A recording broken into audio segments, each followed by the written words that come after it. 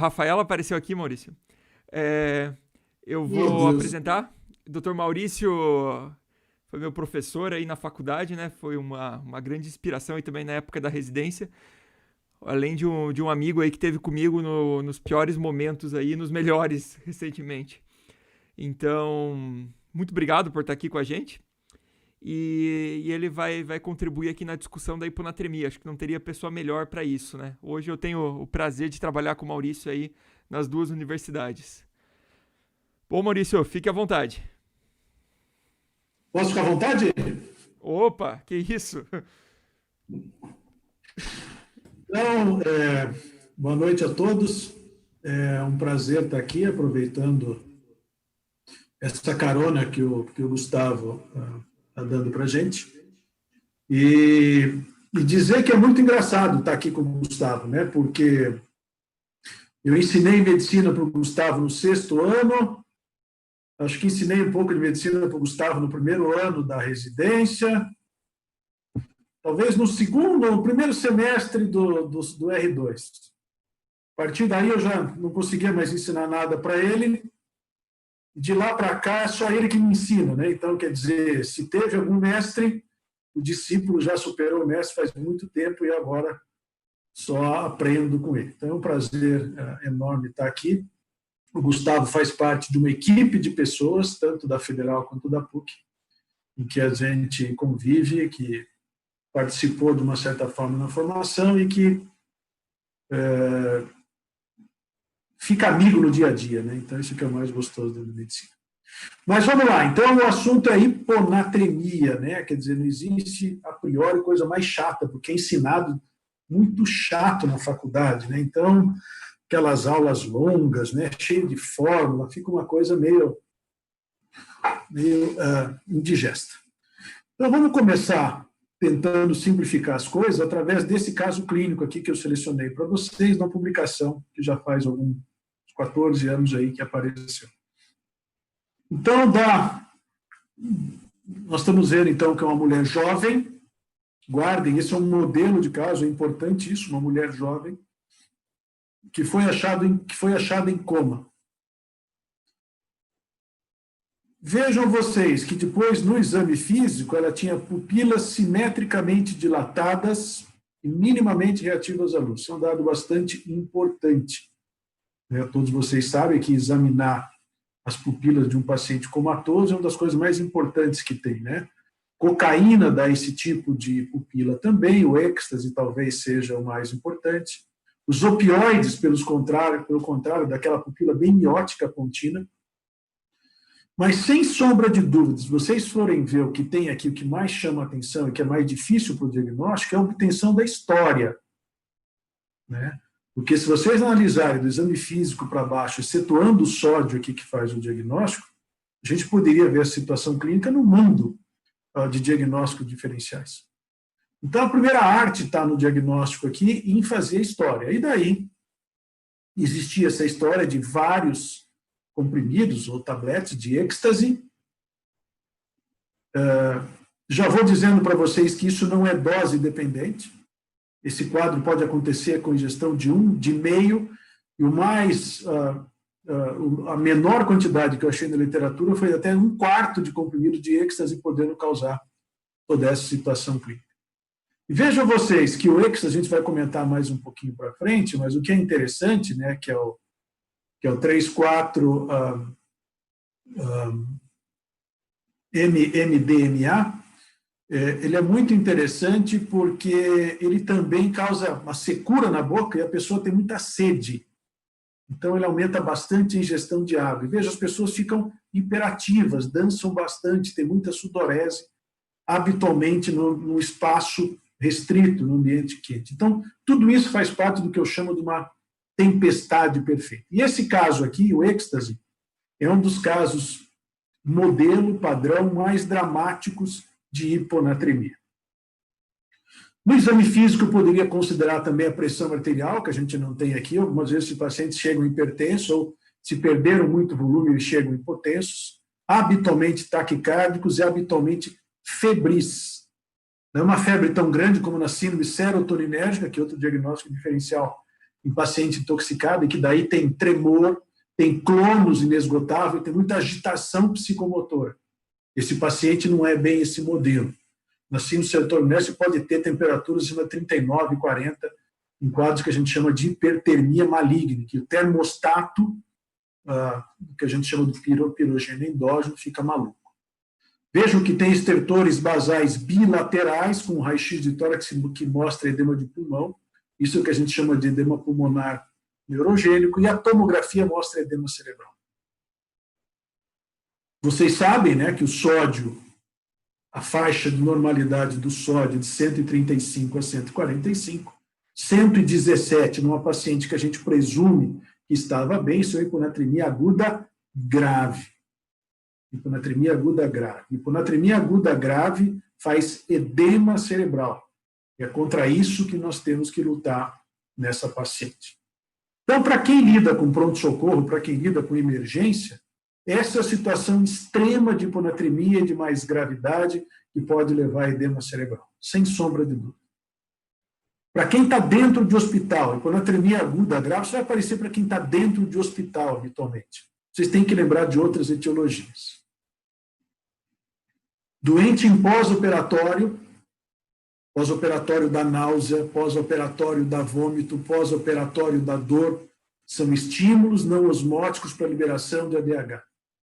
E, habitualmente, cuidado, o cirurgião gosta de prescrever soro glicosado, anestesista gosta de prescrever soro glicosado, que nada mais é que água livre.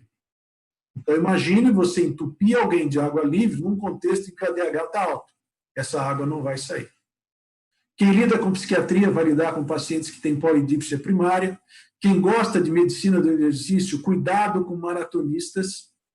Não um maratonista de elite, mas cuidado com aquele que tem mais ou menos aí os seus 50 anos de idade, que não se preparou muito bem, que não é o nosso caso, nessa live, somos todos jovens aqui, que não se preparou direito. E que, ao invés de terminar uma maratona mais ou menos em 4 horas, começa a se arrastar depois da 5ª hora, na 6ª hora. Esse paciente pode fazer hiponatremia grave. Você tem que saber lidar com ele sem ir para a fórmula, sem decorar nada. Rapidamente, só no raciocínio. Aqui a gente falou do êxtase, né, do MDMA.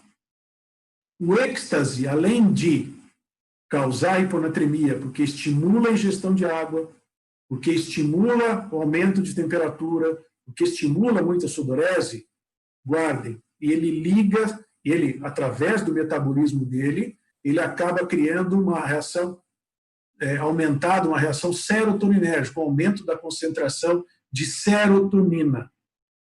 E o ADH é um prostituto.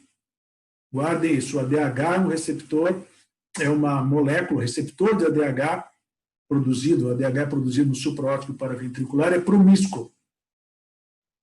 Eu só imaginava na fisiologia que o receptor sensor de cálcio é promíscuo, que além do cálcio, qualquer coisa, magnésio, aminoglicosídeo, gruda no receptor sensor de cálcio. O ADH também é promíscuo. Por quê?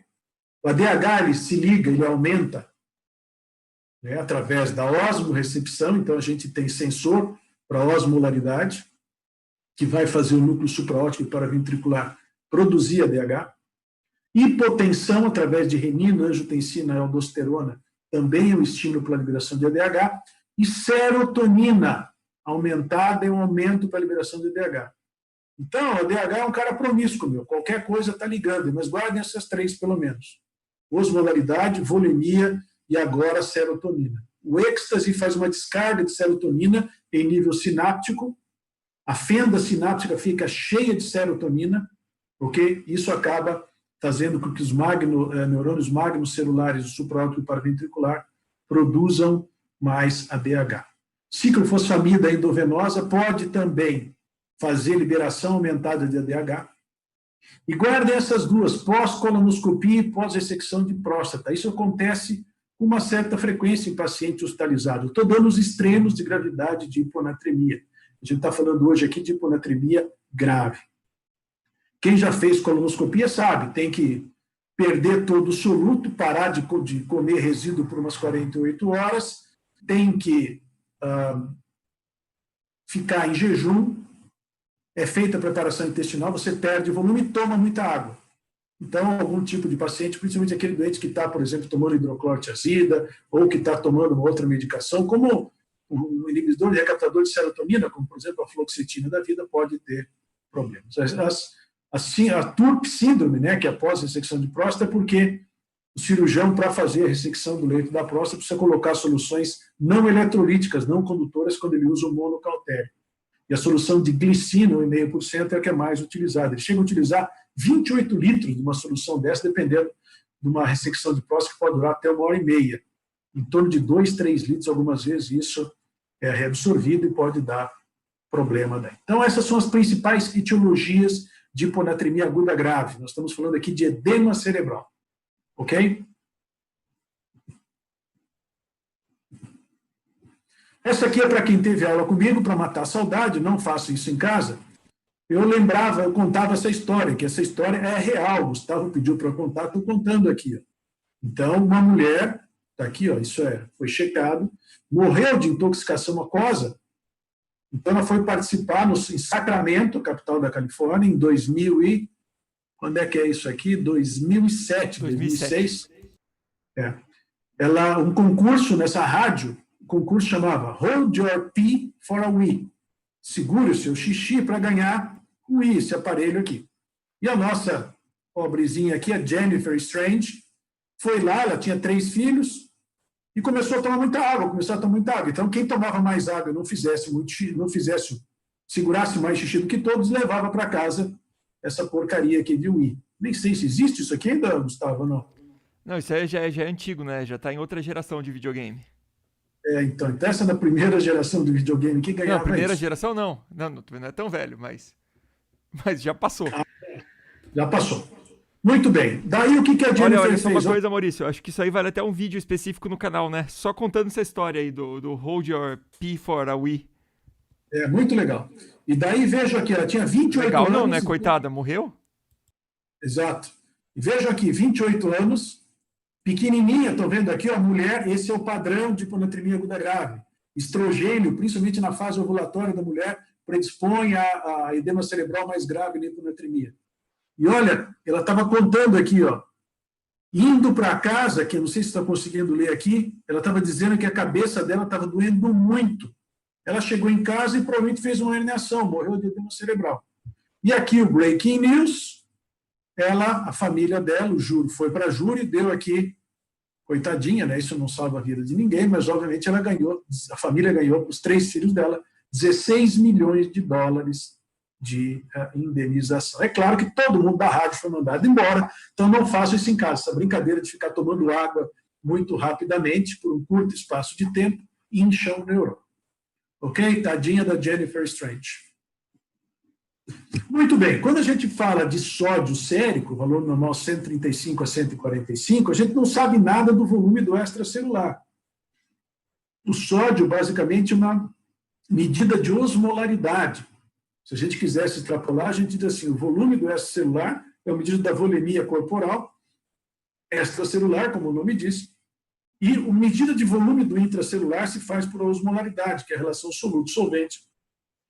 Como o sódio é o principal íon do extracelular e o principal determinante da osmolaridade. A forma da osmolaridade é 2 vezes o sódio.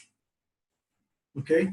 Porque o sódio está sempre junto com o cloro. Glicose só vai atrapalhar a gente se tiver uma glicose muito alta. E ureia sobre 6, se vocês quiserem colocar, podem colocar, mas a ureia não causa força osmolar, porque ela entra e sai do intra e do extra rapidamente. Uma molécula que não fica parada num compartimento não causa força osmótica. É tranquilo de pensar como é que tem a regularidade osmótica, basicamente pelo mecanismo de sede. A gente tem osmorreceptores hipotalâmicos, o OVLT, órgão vascular da lâmina terminal, e o órgão subfornical, que fica ali do lado do terceiro ventrículo, perto do supraórtico paraventricular, eles murcham, sentem essa diminuição de osmolaridade, esse aumento de osmolaridade, depende se está com sede ou tomou bastante água, geram, então, sinais para o supraórtico paraventricular produzir ADH. Isso aqui é muito tranquilo de entender. E o ADH vai lá no rim, no receptor V2, na célula principal do núcleo coletor, e pega a aquaporina e coloca a aquaporina na luz do túbulo para absorver toda a água. Então, sempre lembrar que hiponatremia é um distúrbio da água, não é um distúrbio do sódio. O distúrbio do sódio corporal total, depressão, que vocês chamam erroneamente de desidratação, prefiro chamar de depressão do espaço extracelular, e edema, que é o excesso de espaço intersticial, intravascular, mas extracelular, principalmente intersticial. Hiponatremia é um distúrbio da água. E apesar de a gente falar de hiponatremia, habitualmente é um distúrbio de excesso de água. Isso é o que a gente tem assim, de mais importante para entender esse caso. Ok? Quando você tem um sódio sérico baixo, habitualmente você tem um excesso de água em relação ao sódio corporal total. E são 3 situações clínicas. Você pode ter um excesso de água com um déficit de sal, na hiponatremia que a gente chama hipovolêmica, fácil de corrigir. Se você der salina isotônica aqui, você restaura a volemia, desliga o ADH que está alto por causa da hipotensão arterial, tranquilo. Do lado direito do slide, você tem um excesso de água e um excesso de sal. O exemplo clássico é a insuficiência cardíaca, você tem um coração que não bombeia direito, o débito cardíaco fica baixo, o rim sente isso como isquemia. E lá na mácula densa, a arteríola aferente murcha, dá um sinal simpático ativado, e na mácula densa a quantidade de sódio e cloro diminui. Com isso, há um estímulo para degranular quem? Renina, que está ali. Renina libera anjo 1, libera anjo 2, e acaba liberando aldosterona, para reter mais sal. Só que, além disso, com a gravidade da insuficiência cardíaca, acaba liberando também vasopressina, não por mecanismo osmótico, por mecanismo hemodinâmico.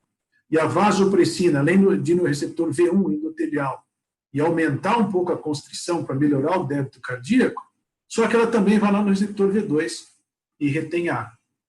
Ok? Eu diria que, nesse caso, o DH está apropriadamente, hemodinamicamente falando, aumentado. E talvez a causa mais comum que a gente vê no paciente hospitalizado é só um excesso de água com volemia normal. É o que a gente chama de hiponatremia hipovolêmica, e a causa mais comum, sem sombra de dúvida, é a secreção inapropriada de ADH. É assim que a gente pensa, pega o sódio sérico, se está baixo, vai examinar o paciente para categorizar em qual dessas 3 situações clínicas ele esteja.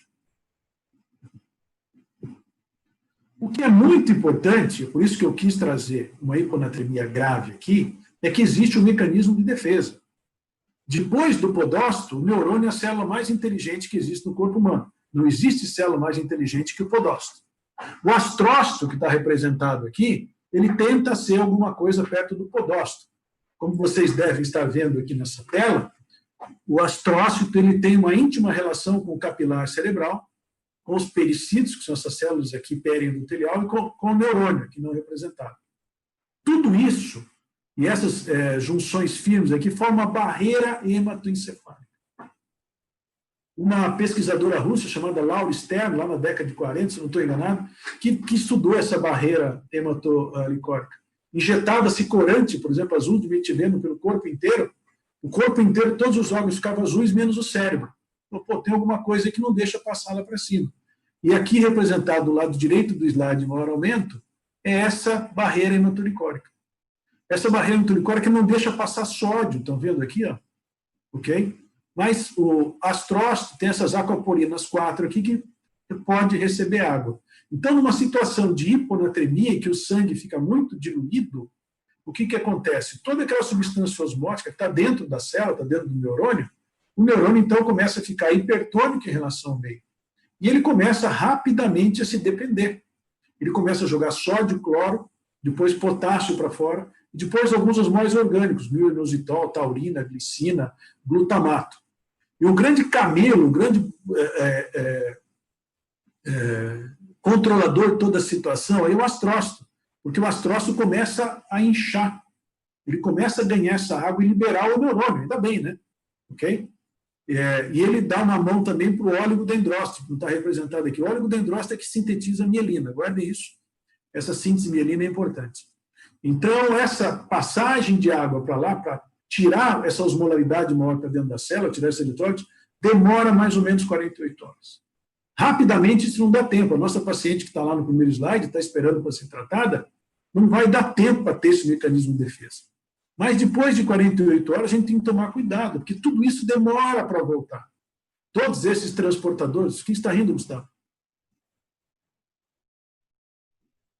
Peraí, nada não. Eu tô rindo por causa das mensagens que estão chegando aqui. Vamos lá, gente. Vamos compartilhando no Stories aí que eu tô repassando. O pessoal tá achando que eu não tô prestando atenção, porque eu tô olhando para baixo. Tá. Presta atenção. Você não sabe direito hiponatremia, Gustavo. Então, tô aprendendo. Toda essa resposta demora 48 horas, ok? E para voltar ao normal, então, se você corrigir essa hiponatremia e trazer essa anatremia muito para o alto, você vai fazer o contrário. O que estava desse tamanho vai ficar assim rapidamente. E esse efeito sanfona, o neurônio, o astrócito, o oligodendrócito, não gosta. Isso desmieliniza, a gente vai ver isso daqui a pouquinho. Ok? Muito bem. Então, principalmente naqueles casos em que a gente está vendo aqui, em que você tem um início rápido de hiponatremia, o que você tem que se preocupar é com edema cerebral. É o nosso caso. O êxtase, o pós-operatório imediato, o pós-operatório de resecção transuretral, colonoscopia, ciclofosfamida, tudo isso causa edema cerebral. Se a gente não cuidar, vai fazer herniação. Ok? Como é que a gente trata? Vocês têm que voltar de vez em quando aos clássicos. O mundo não foi descoberto no celular. Antes do celular já existia o mundo. Acreditem. Teve um tempo na Terra que não existia internet. Acreditem. E o Harrison já estava dizendo para a gente, olha aqui o Tinsley, Richard Harrison, em 1950. Nem eu era nascido em 1950. Em 1950, o Harrison já disse, para de ciscar, meu, dê 100 ml de solução hipertônica para aquele paciente raro, não é tão raro assim, não é um paciente pouco frequente, com sintoma de intoxicação por água. É a nossa paciente lá. Ok? Está aí o tratamento. Esse é o Tinsley Harrison. Ok? A primeira edição do livro do Harrison é de 1950. É aqui a primeira edição. Nós estamos na 20ª agora, de 2018. Ok? Então, a gente tem que ir nos clássicos. A gente tem que ver, por exemplo, esse é o livro do Russell. Esse é o Russell. O Russell é meu íntimo. Vocês chamam ele de Lafayette Cecil, ou Cécio. Esse é o Cécio. Ok? Eu chamo ele de Russell pelo primeiro nome, porque a primeira edição do Cécio foi em 1927, ele está na 26ª edição. E eu não sei se o Gustavo pegou isso, uma das perguntas prediletas quando havia entrevista para a residência era em que número que está... Isso aquele professor sem defeitos... Dr. Miguel. Ibrahim Abud Rana Sobrinho, já fez bullying, estou denunciando ao vivo, porque era uma das perguntas prediletas do Miguel, perguntar assim, que livro você estuda? Todo mundo dizia Harrison, Cécio. Aí ele perguntava assim, que edição que está o Harrison, que edição que está o Cécio? Ok? Então, o Cécio, a primeira edição foi em 1927, está na 20ª edição. Dois grandes, de vez em quando você tem que ir lá estudar o livro do Harrison Cécio. Mas o maior de todos para a medicina interna é esse aqui, William Osler, e que disse que, nas minhas frases prediletas, medicina é a ciência da incerteza e a arte da probabilidade. Medicina é uma ciência de probabilidade. Quando eu pegar aquela mulher lá que chega em coma, com pupila midriática, eu tenho que tirar uma boa história e colher a dosagem do sódio ali é que é o macete, que é o filigrana. Porque senão você vai fazer a tomografia, vai achar que é um AVC, vai achar que é uma ruptura de aneurisma, vai achar que é uma meningite e vai comer bola. A história que faz parte do diagnóstico. Daí sim, com a história, você vai na probabilidade. O William Osler fez um livro chamado Princípios de Prática da Medicina, 1920. O Cécio diz na biografia dele, o Cício, que começou a escrever o livro dele porque o Osler não foi para frente nas edições, ele sentiu a necessidade de fazer um novo livro. Ok? Então está aqui, ó, resolvido. salina hipertônica, naquela paciente lá, 3%, 100 ml. Ou, para quem tem uma memória melhor, eu não tenho nem memória mais, 1 ml por quilo por hora. 60 quilos, 60 ml de 3% por hora. Em regra, isso aumenta 1 ml por quilo por hora, aumenta 1 miliequivalente do sódio sérico. Ok? Faz isso, pode fazer um bolo, isso faz em 10 minutos, 100 ml, pode fazer em 10 minutos. Não precisa de acesso central, cuidado só para não estourar a veia, porque senão faz uma bela de uma necrose, porque a solução é hipertônica. Se o doente já melhorou, você pode deixar depois com 30 ml por hora. Agora, cuidado com o que está escrito aqui nesse slide, um pouquinho poluído. Interrompa quando pararem os sintomas. Interrompa quando o sódio chegar mais ou menos em 120. Mas, principalmente, não deixe passar de 6 a 8 miliequivalentes em 24 horas. Está em amarelo, eu coloquei isso em vermelho, o Gustavo que colocou em amarelo, eu deixei isso aqui em vermelho, para ficar bem destacado. Cheque o sódio sérico a cada 2 a 4 horas. Doutora, doutor, aluno, quando você tiver um doente como aquele, chega lá e fala, agora é comigo, eu vou controlar isso aqui. Exame físico, chama a enfermeira, pega uma veia calibrosa, avisa o pessoal da farmácia, eu quero solução hipertônica, liga para o laboratório, eu vou querer dosagem de sódio sérico a cada 1 hora. Se você não fizer isso, teu doente morre. Se você ficar calculando em formulazinha que não te leva a nada, o doente vai morrer, porque o que está calculado na fórmula não bate com o quadro clínico. E se mesmo com todo esse cuidado, o teu sódio subir muito rapidamente, use soro glicosado, ou DDAVP, ou desmopressina, para baixar de novo isso. Não pode deixar isso subir muito rápido. Ok? Aqui o risco é menos. No caso número 2, o risco é menor aqui. No caso número 2, o risco é maior.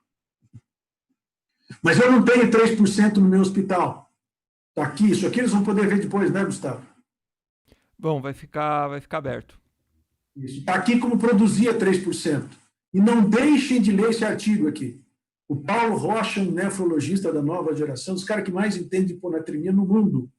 E esse artigo do JB, no Jornal Brasileiro de Nefrologia, que ele fez em 2011, vale a pena ler 10 vezes. Eu já li umas 20. Ainda estou aprendendo coisa que tem. Essa é uma tabela que o Paulinho colocou lá, vale a pena. Ele, junto com um cara chamado Antônio Carlos Seguro da USP, são os caras que manjam de hiponatremia no Brasil. Ok, espero que tenha... O pessoal está pedindo para voltar ali, porque eles querem ver como é que faz a fórmula para o preparo. Essa aqui? Esse aqui? Acho que é isso. O Vitor Dornelas está perguntando. A fórmula é isso aqui, você mistura uma coisa com a outra.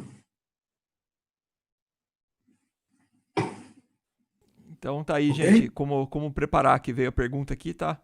Então tá aqui a solução de como fazer, seja usando água destilada, seja usando soro fisiológico, seja utilizando soro glico. Isso. O que eu mais vi fazer era o soro glicosado com aquelas ampolinhas de NaCl a 20%, misturando um com o outro nessas quantidades daí. Ok? Vamos para o caso 2, então, que é mais rápido, Gustavo? Daí a gente vê todas as perguntas, né? Vamos. Daí a gente abre para as perguntas. Tá bom. Olha esse caso. Também um caso grave. Lá era um caso de edema cerebral. Lá era agudo. Aqui eu não sei quanto tempo começou. Letargia progressiva.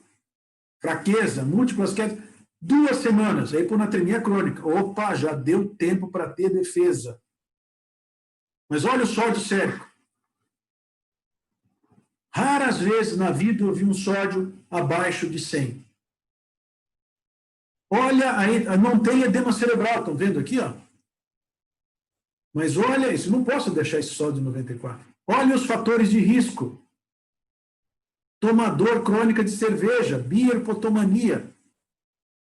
Por que isso é ruim? Porque se eu tomo muita cerveja, eu estou tomando... Isso aqui tem que tomar muita cerveja, né? Eu estou tomando muito líquido e pouco soluto. Lembra-se na alça de Henle, eu posso variar as molaridades da minha urina de 50 miliosmóis lá em cima, no final do segmento espesso ascendente da alça de Henle, quando a água está empacotada, para até lá embaixo, no mais hipertônico do meu interstício, até 1.200. Vamos supor que a minha urina tenha uma osmolaridade fixa de 50. E vamos supor que eu coma, tudo que eu coma, gera mais ou menos 600 miliosmóis. A nossa dieta gera 600 até 1.000 miliosmóis por dia. O que tem nessa urina, de tudo que eu comi? Tem sódio, tem potássio, tem cálcio, tem um pouquinho de fósforo, tem ureia. Tudo isso dá mais ou menos 800 miliosmóis. Se a minha osmolaridade, vamos supor que eu gere 600 miliosmóis por dia, se a minha osmolaridade da urina é fixa em 50, em 100, em 50, é a minha osmolaridade fixa. Eu como 600, eu gero 600 miliosmol. Em 2 litros, que é 50, eu consigo eliminar 100. 12 litros eu consigo gerar de urina com osmolaridade fixa de 50, comendo 600 miliosmóis. Eu posso até tomar 12 litros de água que não vai me fazer hiponatremia. Agora vamos supor essa mulher aqui, que seja uma mulher pequena, com massa corporal pequena, e que toma muita cerveja. O interstício dela já não vai estar tão hipertônico, porque ela gera pouco soluto. E a osmolaridade da urina dela não chega até 50, não consegue diluir para 50, fica em 100. Se ela come pouco osmol, se ela come 200 osmóis, a osmolaridade da urina dela está fixa em 100, 2 litros de água para ela, acima de 2 litros, ela vai fazer hiponatremia. Além disso, vocês estão vendo aqui, ela tem tiazídico, que também pode fazer hiponatremia, não só pela perda de sódio, mas também por secreção inapropriada de ADH, isso está provado, aumenta o ADH no tiazídico, e também por uma alteração de prostaglandina E2, que aumenta a concentração de aquaporina. E, além disso, tem aqui um inibidor de recaptação de serotonina, que eu já mostrei para vocês, que ele é capaz de liberar ADH. Tempestade perfeita também. Só que aqui ela não está tão bem, tem alguns machucados aqui, né, de ter caído, ok? Mas ela está orientada. Aqui, tem que tomar cuidado. Hiponatremia crônica. Nessa paciente, o que foi feito? O bobão do médico, o que ele fez? Tascou-lhe 3% e foi atender outro paciente. Confiou de alguma forma e deixou para dosar um sódio depois de 6 horas, 8 horas, 12 horas, foi dormir. Quando foi dosar o sódio já tinha aumentado para 30. Era 94, com mais 30, foi para 124. Ok? Rapidamente. A paciente melhorou e depois de algumas horas ela começou a piorar. Numa resposta puramente bifásica. Pegando o trato córtico espinhal, pegando o trato córtico bulbar. Essas pacientes podem ficar quadriparéticas, pseudobulbar, não consegue ter disfagia, ter disartria, ou até um síndrome de Lockett-In. O que ela fez? O que aconteceu com essa paciente? Todo mundo, eu acho que já está imaginando o que ela fez. Fez uma síndrome de desmielinização osmótica, porque estava tudo fora do neurônio já, do astrócito, do oligodendrócito. Quando houve essa subida muito rápida, ok? A célula não teve como se defender mais, até ela botar tudo para dentro de novo, demora. Então está aqui, ó. Desmielinização osmótica, pega principalmente ponte, ok? Mas pega também tálamo, pega cerebelo, pega núcleos da base, o dente pode ficar com síndrome parkinsoniana, por isso que a gente chama de síndrome de desmielinização osmótica, que ela pode ser pontina ou extrapontina. Então, nesses casos, suba muito lentamente o sódio sério. O primeiro caso era de edema cerebral. O segundo caso, o risco é de mielinólise pontina central, ou de síndrome de desmielinização osmótica. 4 a 6 miliequivalentes para aquele caso lá estava bom. É duro você conviver com sódio de 100 e pouquinho, mas aos poucos isso vai sendo arrumado. Algumas vezes os pacientes começam, durante o seu manejo, a ter uma diurese espontânea. Então, eu digo para vocês, monitorizem clinicamente os pacientes, façam um exame clínico frequente, façam uma sonda para ver o volume urinário e chame o cara do laboratório. Eu falo, eu quero sódio a cada 1 hora aqui. Porque se esse sódio começar a subir muito, você vai ter que dar solução hipotônica para ela, ou até desmopressina. Não deixe subir. Se subir, vai desmielinizar.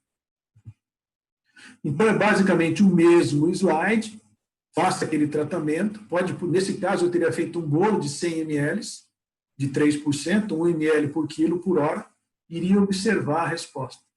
Naquele primeiro caso, eu teria dado talvez 2 ou 3 bolos de solução de cloreto de sódio a 3%. Aqui um só. Eu ia deixar um sódio baixinho, não ia passar de 8 miliequivalentes ou milimol nas primeiras 24 horas, ia colher sódio a cada hora e usar soluções hipotônicas, né, soro glicosados ou DDAVP, desmopressina, se subisse demais. Eu vejo, quando eu converso com os residentes, quando me chamam para manejar esse caso, que a falha é na monitorização. A falha é não colher sódio rapidamente. E veja, é impossível você dar uma solução hipertônica e você imagina com o teu cálculo que não vai acontecer nada. Mas se esse paciente, nessa hora, com aquele volume, e algumas vezes o excesso de sódio você faz até furosemídio junto, quando o doente está com muita sobrecarga de volume, se o doente urinar, você está desequilibrando, entre aspas, a tua conta. Não tem jeito, não há formulazinha de Adroguema Dias que vai te segurar para isso. Você tem que medir o sódio sérico e recalcular o que está acontecendo. As fórmulas deixam tudo no ambiente fechado. Não é ambiente fechado, ok? Você tem que medir volume urinário. Se eu quiser medir sódio urinário, pode até medir sódio urinário para ver o que está acontecendo. Não precisa. Monitorização clínica é suficiente. Esse é um puta de um artigo do American Journal of Kidney Disease, foi publicado agora, recentemente. Tem tudo o que você precisa saber de hiponatremia e de hipernatremia. Tem um fluxograma maravilhoso. Eu acho que vale a pena, além desses outros artigos que eu falei, principalmente do Paulo Rocha. Com esse artigo, lendo esses 2 artigos, vocês vão desmistificar a hiponatremia. É isso. Gustavo, vamos lá.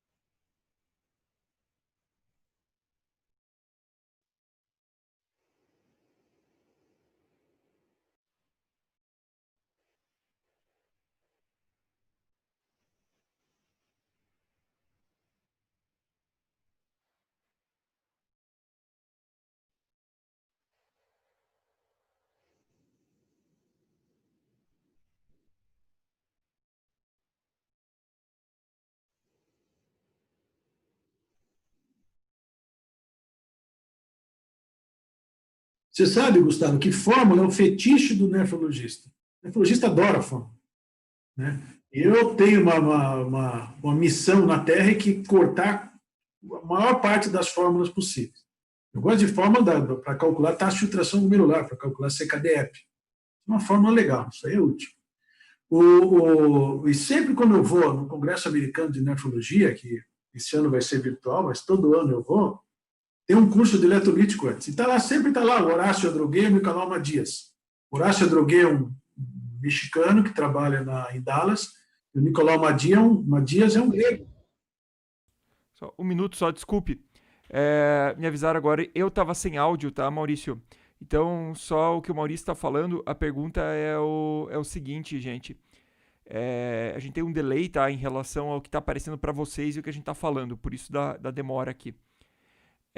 A minha pergunta para ele foi a seguinte: muita gente utiliza a fórmula de Adrogué, faz o cálculo ali para o tratamento da hiponatremia, deixa o paciente ver 24 horas depois o que deu sódio. Era isso que o Maurício estava comentando. E aí que a fórmula está tudo errado, né? O que eu estava dizendo é que fórmula é um fetiche do nefrologista, a gente tem que cortar a fórmula.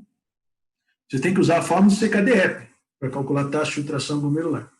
E os dois, tanto o Horácio Adrogué como o Nicolau Madias, quando aparecem no curso de eletrolítico, que a Sociedade Americana de Nefrologia faz praticamente todo ano, eles deram muita paulada, sabe? Para quem gosta de nefrologia, tem uma outra forma chamada TTKG, que calcula a eliminação de potássio, para ir para a hipocalemia, que também levou pau. A fórmula de TTKG, se alguém usa ainda para potássio, caiu também. E o problema da fórmula é que, habitualmente, lembra-se da fórmula? Aquele delta do sódio é igual à quantidade de sódio na solução, menos o sódio sérico do paciente, dividido pela água corporal total mais 1, que é o litro que você vai infundir. A conclusão é que, assim, se eu infundir 1 litro dessa solução, vai aumentar tanto o meu sódio sérico. É uma delícia você ter essa informação. Se você, pomba, meu, dei 3%, vai subir o sódio, tantos e tal, prescrevo aqui e vou embora para casa. Ótimo. Vai contente, o doente morre.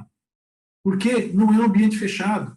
Principalmente naqueles doentes que têm um componente de gestão de água muito grande, o êxtase, por exemplo, por causa da sede, eles algumas vezes espontaneamente fazem uma putz de uma diurese. Ok? E você pode variar esse sódio para mais ou para menos. Então, não tem jeito. Tem que fazer o 100 ml a 3% e tem que ficar medindo o sódio sérico. Então, Horácio Adrogueiro, Nicolau Madias, que nos desculpe, mas não vale. Não, quando eu vejo em prova, então, pedindo cálculo da fórmula do Adrogueiro Madias, eu não consigo me conformar com isso. Então, a gente vai, se tiver aqui algum elaborador de prova de residência, né? Por favor, parem de fazer questão usando fórmula na nefrologia. Parem com isso daí. Beleza? Raciocínio clínico é o que importa, não decorar fórmula, né? Isso. Fórmula está tudo aqui dentro. Fórmula está no celular. Maurício, eu vou começar a fazer a leitura das perguntas aqui do pessoal, tá bom? A Vitória está pedindo aqui para colocar os artigos depois, o link. A gente deixa a referência para... Você me avisa como é que faz, eu faço. Leiam principalmente esse último, do Cor Currículo e do Paulinho Rocha, que são muito bons. A Bruna Landowski aqui está perguntando, vale o sódio da gaso ou tem que ser o sódio sérico? Excelente pergunta. Antigamente, agora a maioria dos laboratórios não faz isso. Você media o sódio sérico por fotometria de chama. E essa fotometria de chama é uma merreca, porque ela não consegue, ela mede o sódio numa quantidade fixa de água. Okay? E se você tiver mais sólido, e a gente tem mais ou menos aí, o plasma é mais ou menos 97% líquido. Se tiver um componente sólido maior no plasma, ferrou. Então, você pode ter pseudo-hiponatremia, hiperproteinemias, proteína muito alta, ou hiperlipidemias, triglicerídeos de 500, 800 mil, você pode ter pseudo-hiponatremia. Por isso que o sódio da gasometria, algumas vezes, serve, a maioria dos laboratórios agora não usa mais essa fotometria de chama. Mas o sódio da gasometria, que é por eletrodo direto, ele dá uma situação real e a gente cai fora dessas causas clássicas de pseudo-hiponatremia, tanto da hiperlipidemia como da hipertrigliceridemia. Boa, Bruno. Excelente. Então, pode usar. Sim, deve usar. Muito bem. Agora, vamos lá. O Leonardo Bressan, nossa, a gente tem um ortopedista aqui. Ele perguntou aqui... qual o máximo, mais ou menos, que 100 ml de uma salina hipertônica corrige aí de um paciente no sódio? Vai depender de quanto que esse sódio vai se distribuir na água. Por isso que eu disse, mais ou menos 1 ml por quilo de uma solução a 3% por hora, 1 ml por quilo por hora de uma solução de cloreto de sódio a 3%, nessa 1 hora vai subir, em média, o sódio em 1 miliequivalente. Se era 110, por exemplo, foi para 111, por exemplo. Isso, Leonardo, é uma aproximação. Porque você sabe que o sódio vai para o extracelular, vai se difundir na água corporal total. E dependendo do tamanho, da quantidade de gordura, se é homem ou mulher, você vai ter água corporal total diferente. Então, por isso é que algumas vezes você pode fazer até 2 ml por quilo. No doente de 60 quilos, 120 ml. Por isso que o 100 você não corre, não foge muito. Faz lá um bolo de 100 ml em 10 minutos. Se o doente melhorou, estava convulsivando, por exemplo, melhorou clinicamente, você para, espera um pouquinho e vai dosar um sódio. E daí você vê se pode fazer um bolo. Dá para fazer até tranquilamente 3 bolos de 100 ml, com intervalo de 10 minutos. O ideal é ter uma dosagem de sódio já no meio. Por isso você tem que deixar o cara do laboratório no teu lado já. Fala, olha aqui, vai lá, me dá isso aqui. O doente vai morrer. Entendeu? Isso é uma solução. É engraçado porque o pessoal não leva isso muito a sério. No caso como o primeiro que eu mostrei, Acho que ninguém ia se furtar a colher o exame rapidamente.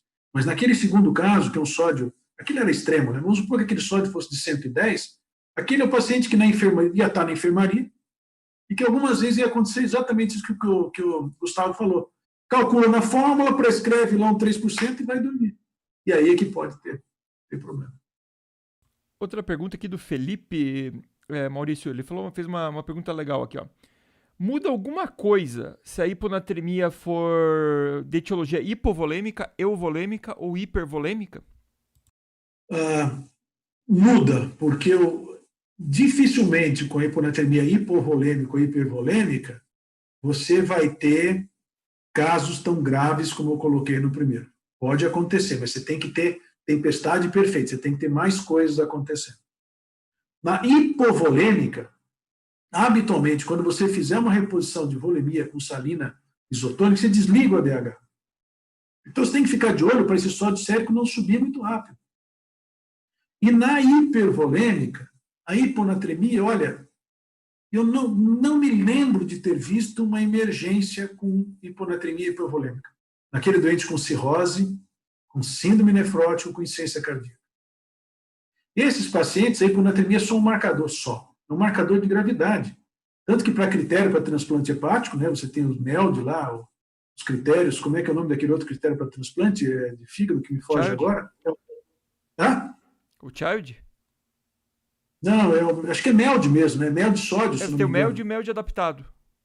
Que usa o sódio, que usa a hiponatremia para botar o cara lá na frente da fila de transplante. Ok?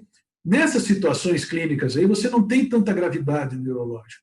Para esses pacientes, você, na hiponatremia hipervolêmica ou na insuficiência cardíaca, nos Estados Unidos você pode usar vaptanos, que são os bloqueadores do receptor V2, para CIRRAD, secreção europeia de DH, e para insuficiência cardíaca. A gente não tem aqui os vaptanos. São as drogas meio chatas de utilizar, muito caras. Mas você bloqueia a ação do V2 receptor. E para essas situações clínicas, só essas drogas resolvem. Então, eu queria fazer um comentário. Eu acho que a gente tem que pensar o seguinte, né? Para o paciente sintomático, que está convulsionando, que está rebaixado, fazer ali o bolus e ir reavaliando isso para evitar especialmente se for crônico, evitar uma correção muito rápida. Para o paciente que está assintomático, acho que vai muito mais no teu tratamento da causa. Me corrija se eu estiver errado, Maurício. Lá na hipovolêmica, fazer uma reposição de soro, na hipervolêmica, o diurético, e na euvolêmica, tratar a causa que está causando ali o CIAD ou o que for. Perfeito. E vejam só, o que eu vejo mais agora, que eu não trabalho mais em pronto-socorro, eu vejo a hiponatremia crônica do doente de consultório. Então, aquele doente que já vem assim no consultório e traz uma pilha, deixa eu mostrar aqui, uma pilha de tomografia, uma pilha de ressonância, entendeu? Dizendo, olha, o velhinho aqui está com demência, ele não está bem, está caindo, entendeu? E daí você vai lá, no meio de todos aqueles exames lá, isso já aconteceu com figurões da cidade que passaram por grandes clínicos, vai lá e encontra um sódio de 115, 120. E aí você vai ver, aquele velhinho lá está tomando carbamazepina, que aumenta a liberação de ADH, junto com fluoxetina e junto com tiazídico. Okay? Nesses pacientes, muitas vezes o que você faz é só tirar essa medicação, tirar com cuidado, vai tirando uma, tirando outra, e o doente melhora. Okay? Então, na maioria das vezes, no doente ambulatorial, a hiponatremia é tranquila, não tem esse dado neurológico. Eu quis trazer os dois casos extremos, porque esse caso não dá tempo de ir para casa estudar. Você tem que agir rapidamente, tratar o edema cerebral no primeiro, e evitar o excesso de correção no segundo caso. Uma coisa interessante desse caso que você comentou, ambulatorial, até pro Vitor Dornelas aqui, né, que é geriatra agora. Você achou que ele ia fazer nefrologia, né, Maurício? Não, já estou sabendo que ele ia fazer. É um traidor, né?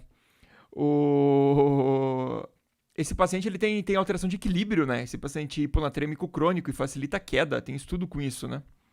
Perfeito. Duas coisas muito interessantes. Quando fizeram o estudo, mostraram que nesses doentes com hiponatremia, a gente achava que hiponatremia crônica era assintomático. E hoje se sabe que quando a gente faz um teste para esses pacientes, é como se eles tivessem ingerido uma quantidade de bebida alcoólica. Eles começam a trançar as pernas. E o que é mais interessante, eu não sei se vocês sabem desse conceito, o sódio ele não fica só livre no nosso corpo. A gente tem um sódio que fica grudado no osso, que fica grudado na cartilagem, que fica grudado na pele, que é o sódio não difusível. A gente tem sódio dentro do osso. E nos casos de hiponatremia crônica, você tem menos sódio dentro do osso. Existem trabalhos mostrando que essa hiponatremia crônica, você faz diminuição de densidade óssea. Então, os endocrinologistas, ao invés de ficarem ali dosando vitamina D, deviam dosar sódio sérico, que a hiponatremia é um fator de risco. Ultramaratonistas, esses caras malucos que fazem aí ultra Ironman, que fica correndo 40, 100 quilômetros, eles perdem tanto sódio que tem que ficar comendo sal durante os exercícios, que um maluco foi lá e mediu a densidade óssea pré e pós. O exercício mostrou que tem uma diminuição de densidade óssea. Então, veja que combinação, né, Gustavo? O cara é como se tivesse tomado um traguinho pela hiponatremia, porque já não anda direito. E o osso dele está mais frágil, não é sempre, né? Algumas vezes tem o osso mais frágil. Fratura, né? E fratura em doente idoso, todo mundo sabe que não é uma coisa boa. Beleza. Mais uma pergunta que é o Flávio Barbosa aqui, né? Reumatologista. Isso aí também vale para ele aí, para a questão do osso. O Fábio Spessian perguntou aqui, na prática, o que pode deixar de ser pesquisado, não pode deixar de ser pesquisado em um paciente com CIAD. Ele achou CIAD, o que ele tem que pensar? Legal. O CIAD foi descrito em 1957 pelo Barthes, e pelo Schwartz e pelo Barter. Lembra a síndrome de Barter? A síndrome de Barter é como se tomar um comprimido de furosemide. São crianças, habitualmente, que aparecem com Tomilasix, né? Então, o que ele vai ter? Ele vai ter perda de sódio, ele vai ter perda de cloro, ele vai ter perda de potássio. Okay? Isso é síndrome de Barter. O Barter e o Schwartz, em 1957, fizeram os critérios para a CIAD, que basicamente tem que ter euvolemia, tem que ter um sódio na urina acima de 100, ok? Tem que ter osmolaridade urinária alta, pelo menos acima de 200, tem que ter cortisol normal, tem que ter tireoide normal, função renal normal. Isso é basicamente os critérios de Barter e Schwartz. Euvolemia com sódio sérico baixo, hipoosmolaridade, com sódio sérico urinário alto e osmolaridade urinária alta. Modernamente, isso eu gosto de incrementar também, a gente tem também uma fração excretora de ácido úrico aumentado, porque tem uma expansão de volume, né? Por essa retenção de água que tem no CIRRAD, a água vai para o intra e para o extra, ela expande um pouco o volume. Com isso, aumenta a excreção de ácido úrico. Esse doença caracteristicamente tem hiporicemia. Então, se tiver meio em dúvida, um ácido úrico bem baixo joga você lá com mais certeza ainda para fazer o diagnóstico de CIRRAD. Mas a pergunta do Flávio é legal, porque diz assim, além disso, exclua a deficiência de cortisol e exclua a hipotireoidismo. Hipotireoidismo mais se fala do que se vê, viu? Quando a gente tentou, alguns anos atrás, ir atrás de pacientes com hipotireoidismo que tivessem hiponatremia, a gente praticamente não viu. Então, sabe aquelas coisas que acho que passa de um para outro? Né? Tem que excluir tireoide, mas quando a gente vai ver, eu conversei com vários tiroidólogos, quando a gente comenta com eles que eles podem ver TSH de 80, 90 e muitas vezes o sódio sérico é normal. Mas a gente tem que investigar, pelo menos cortisol e pelo menos TSH. Gente, mais alguma pergunta? Vamos deixar aberto aqui, então. Vamos ver aqui, deixa eu achar aqui. Eu acho que a gente respondeu tudo que estava aqui. O Ramon fez uma pergunta, mas ele acho que já foi respondido aqui, né?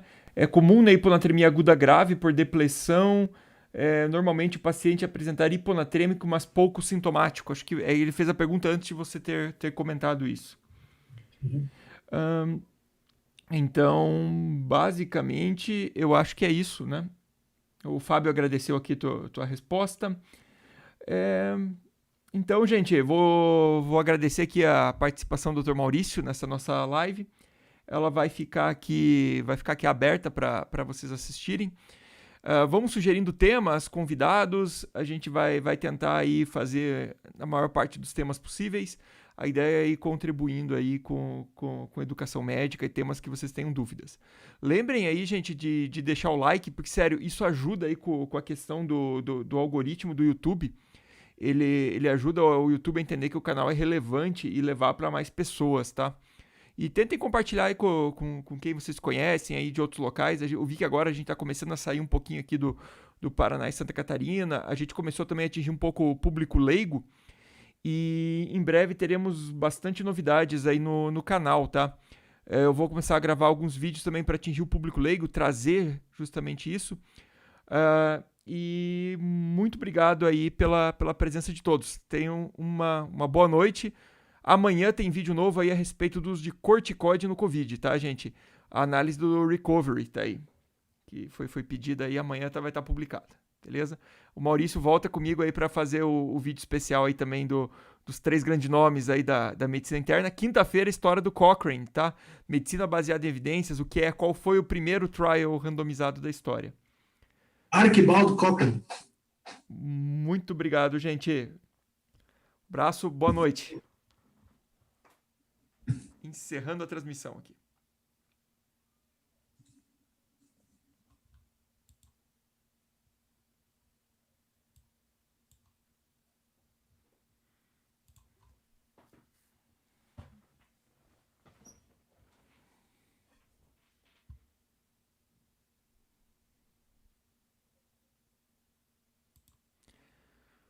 Bom, gente, boa noite. Sempre acompanhe aqui o canal, aquilo que eu falei, lembrem de compartilhar e até a próxima aí.